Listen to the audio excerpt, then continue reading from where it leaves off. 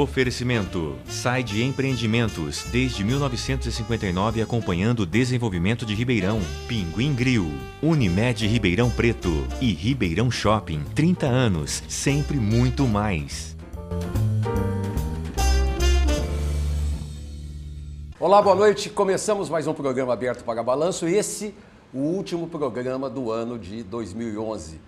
Desde já, esse nosso projeto, eu quero agradecer muito ao nosso telespectador que acreditou, gostou, que gosta, que manda suas mensagens. Agradeço muito as mensagens recebidas do programa da semana passada, quando recebi Dom Joviano e a Mariana Jabali.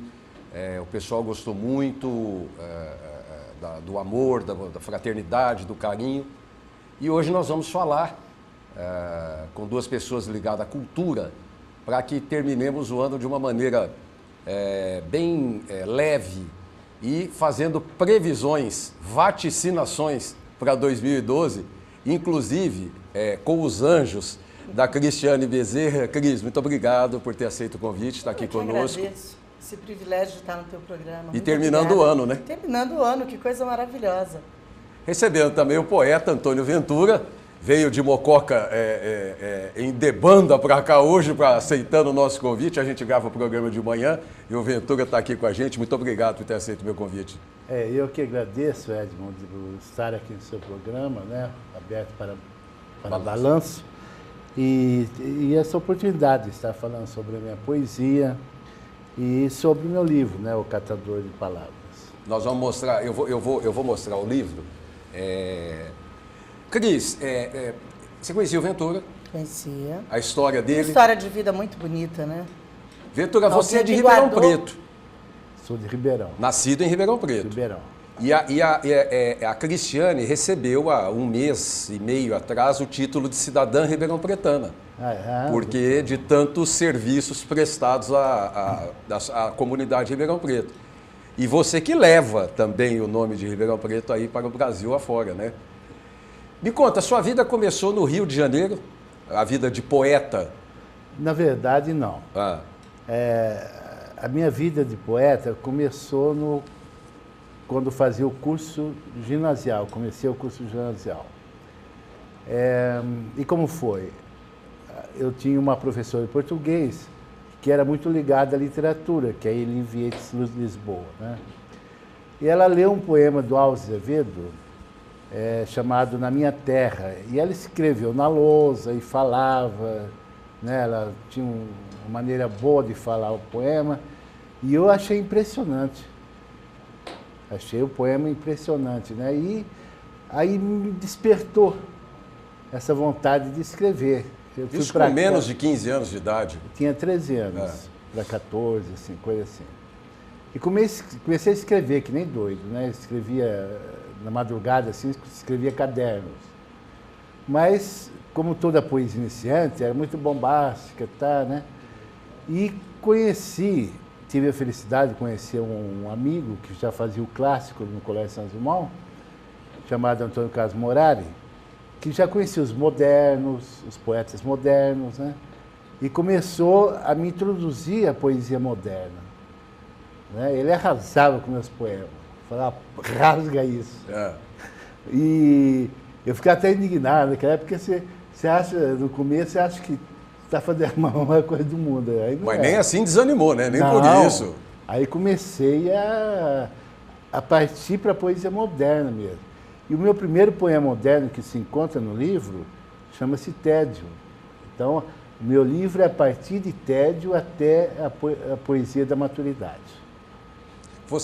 O livro tem a orelha assinada pelo nosso queridíssimo ex-ministro Saulo Ramos, que mora em Ribeirão Preto, o Menalton Braff, que é o jabuti mais jabutizado de Ribeirão Preto, né? E o Mário Chamille. O Mário Chamille, além de ter nessa orelha de cá o Álvaro Alves de Faria, né? Um poeta paulistano já de grande relevância. Quer dizer, aqui pelas indicações é imperdível o livro, né, Cris? E a apresentação do Carlos Nejar, que é poeta da Academia Brasileira de Letras, E a contracapa é do poeta Antônio Carlos Sequim, que é também da Academia Brasileira de Letras. Ô, Cris, e você como escritora? Quer dizer, Então, eu até brinquei com o Ventura que a nossa trajetória, entre aspas, né, é parecida pelo caráter de independência, né? Porque, ao que me consta, você também no início participou de vários movimentos literários, culturais, né? E eu também, na época da Associação dos Artistas e Amigos da Arte, aquele movimento pela pró-restauração do Pedro II. E eu publiquei meu primeiro livrinho de poesias com 15 anos, que foi essa pretensão mesmo que a gente tem, né, na adolescência e que eu acho que é extremamente positiva, porque quando as ideias estão em conflito, eu fiquei pensando que ele começou em tédio e acaba na maturidade, porque realmente a adolescência ela tem um período de tédio, né, do que você quer da vida, o que você pretende.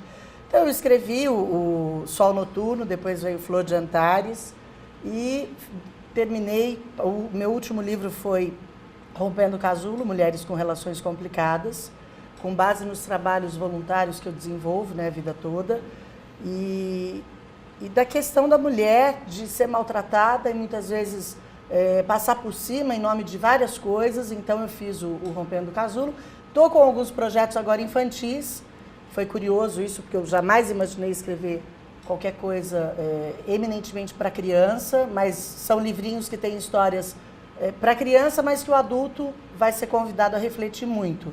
E esses projetos, por enquanto, eu não estou tendo tempo de dar fôlego e viabilizar, mas eu continuo escrevendo muito. Até porque tempo não, vamos lá, vamos falar um pouquinho das suas atividades. Vamos lá, para eu não me cansar, por favor. Ministério da Cultura. Eu estou num projeto, né, no Circuito Nacional de Feiras de Livro, uma coordenação que o Galeno me convidou para fazer parte, e eu estou maravilhada, fascinada com o mundo todo que o Ministério oferece, a Biblioteca Nacional, e o Galeno, eu brinco que ele tem rodinha nos pés, porque é muita pujança, é muita atividade, e a gente está fazendo um trabalho muito grande lá, aqui na Orquestra Sinfônica. Também sou diretora social do Aeroclube. O Dr. Décio Agostinho Gonzalez à frente nosso hoje. Presidente, a Dulce, nossa vice, Dr. Gandini, uma equipe muito boa lá na Orquestra Sinfônica. Também sou da Aeroclube de Ribeirão Preto, diretora social, e dou aulas lá. E fora alguns trabalhos voluntários em penitenciárias e outros projetos, né? Ventura, aí você foi parar no Rio de Janeiro? Então, continuando a pergunta até anterior, eu terminei o clássico, né, o curso clássico no Colégio Santos Dumont, e tinha a cabeça cheia de sonhos, né, de ir para São Paulo, fazer o curso de letras, ser um grande escritor, um grande poeta, aquelas coisas. E fui para São Paulo, né? Fui para São Paulo e lá comecei a trabalhar como crítico de cinema e teatro na revista Bondinho, que era uma turma da antiga revista Realidade, da Abril, né, que fez uma época, né? E fiquei nessa revista 1 ano e meio. E em 1970, no começo de 1972, fui para o Rio para ficar uma semana, passear, né? E no Teatro Ipanema estava passando uma peça chamada Hoje é Dia de Rock, cujo autor era o José Vicente, que ele parece que não era em Ribeirão Preto, mas morou em Ribeirão, e era amigo meu. E eu fui assistir o espetáculo. E dentro do espetáculo eu vi uma moça, né, porque era os anos 70, a contracultura, a revolução histórica, né, dos jovens, aquela coisa tudo. E tinha uma moça, assim, toda colorida, com roupas coloridas, flor no cabelo, aquelas coisas, né? Vendendo... Não era a Carmen Miranda, né? Não chegava tanto. Era mais assim, tipo hippie, né? Mas uma moça, assim, bem bonita, tá? E vendendo um panfleto sobre horóscopo. E eu, como até em Ribeirão Preto, às vezes eu já vendi uns poemas já em panfleto nas escolas, de vez em quando, me deu a ideia de, sei lá, surgiu, né? A possibilidade de vender poema no teatro. Aí conversei com o dono do teatro, que era o proprietário do teatro e ator, né, um grande ator brasileiro, com o Rubem Corrêa, e falei, olha, eu sou amigo do José Vicente e gostaria de vender meus poemas aqui no teatro. E ele achou uma ideia maravilhosa, aquelas coisas. Aí eu falei, e agora? Aí, na época, o que existia? O mimeógrafo. Então eu comecei a fazer panfletos de 4 folhas mimeografadas, folhas ofício, com 7 poemas. Então o panfleto chamava 7 poemas de Antônio Ventura. E enchia um bornal colorido e ia para o teatro lá dentro. E vendia tudo. E nessa roda viva, eu não voltei mais para São Paulo, apenas avisei a revista. E continuei no Rio, quase 4 anos, vendendo poemas nos teatros, nas ruas. Né? Por isso que eu sou chamado da geração marginal, né? Ou geração mimeógrafo, que fez parte de Chacal, Torquato Neto e alguma gente que chegaram a ter uma expressão na poesia. E por que geração marginal? Estávamos numa época de plena ditadura. Então, você, para editar um livro de poemas, ou qualquer livro, você tinha que mandar para a censura em Brasília. Quer dizer, a coisa mais absurda, né? Quer dizer, se hoje editar um livro de poema é difícil, agora você imaginou ter que passar pela censura, tá, tudo, era quase impossível. Então, o que os jovens lançaram mão? Porque nós ficamos à margem mesmo da literatura, né? Diante da situação política do Brasil. Então, o que faziam os jovens? Mimeografavam, às vezes, pequenos livros, né? Ou às vezes folhas apenas. Ou folhas, e vendia nas ruas. Mas esse é o começo, não é, Cris, do artista, né? Normalmente, se você tem um sonho, você tem que acreditar e vai investir nisso. Porque eu sempre me lembro de bares em Ribeirão Preto, na noite em Ribeirão Preto, a gente passar poetas, músicos, oferecendo o seu mimeógrafo de uma maneira mais moderna hoje, né? De uma maneira mais...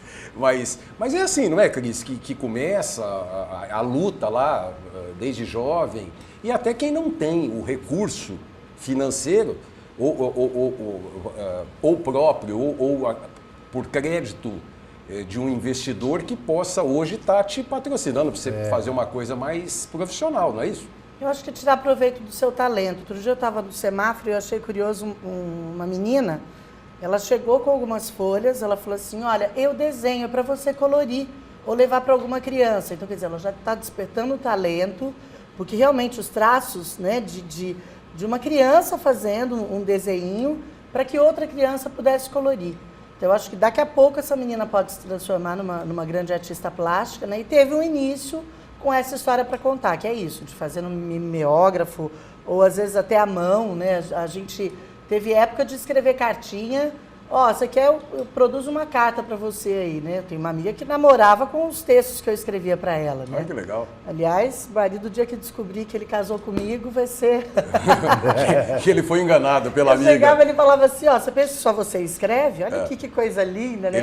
Ele foi enganado pela amiga. Ainda bem que eles moram bem longe daqui. Ô, Ventura, mas aí é um fator complicador, né? Porque de tudo que a gente sabe da história da ditadura militar no Brasil, quer dizer, os movimentos, os esforços dos prováveis e futuros democratas e que tentava acabar com aquela ditadura militar no Rio de Janeiro, acabou-se com muito da música, da poesia, do jornalismo, com esse cala-boca que houve naquele tempo todo da ditadura militar, né? E você estava lá no antro da ditadura, né? Que é o Rio de Janeiro. Edmo, é o seguinte, eu acho que a ditadura foi uma fase negra, muito mais para a literatura do que para a música. A música não. Para a música foi muito boa a ditadura. Boa sim, eu estou falando boa por quê? Porque a repressão criou, por exemplo, Caetano, Chico Buarque, que despertaram, e outros ícones hoje da música popular brasileira, era aquela coisa de de tese e antítese, né? Quer dizer, uma repressão criou uma música muito poderosa. Não, veja... Você entendeu? Que veladamente já combatia, Peraí, né? calma, Se você calma, pega as calma, letras... calma. Veja, essas pessoas podem ter tido, que você citou, ícones aí, né? Todos eles exilados depois, né? Todos eles, sem exceção, com mais um monte. Pode ter aguçado o dom, a inteligência, as virtudes dessas pessoas. Mas de uma maneira de criar o pós-ditadura militar, nós estamos até hoje numa pobreza enorme na música popular brasileira. Enorme. Se você pegar final dos anos 60, 70, quem estava ali trabalhando, então você vai pegar João Gilberto, Chico Buarque, Caetano Veloso, Gilberto Gil, etc. Tal, depois do exílio continuou e ficou. De lá para cá, acabou. E aí me lembra o Domingos Leone, Jarbas, que fazia aquelas composições e que o governo militar mandava fazer o Eu Te Amo, Meu Brasil, Eu Te Amo, meu coração é verde, amarelo, branco, azul, anil, quer dizer, não só